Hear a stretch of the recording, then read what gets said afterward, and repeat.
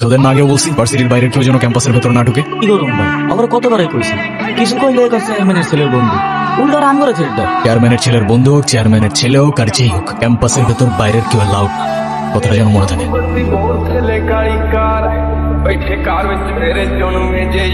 আচ্ছা থাকো তাহলে তোমরা।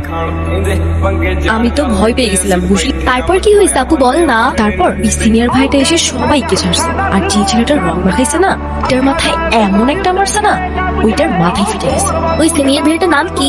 ভাইটার আরে ওই ভাইয়াটা। ঈশান। কেন? ও ঈশান ভাইয়া তাই না? বুঝছি। কি ঈশান ভাইয়া? আচ্ছা তারপর কি হয়েছে? তারপর আর কি, ওই ছেলেগুলো পালালো, সবাই চলে আসছে, আমিও চলে আসলাম। মানে তুই একটা থ্যাঙ্কস বললি না? না তো। একটা ছেলে তোর জন্য এত কিছু করলো আর তুই বোকার মতো কিছু না বলে চলে আসলি। তাহলে কি করা উচিত ছিল আমার? কি আবার তোর সাথে সাথে ওকে প্রপোজ করা উচিত ছিল। এই তুই এত পাকা পাকা কথা বলতেছিস কেন? চা করতে বস।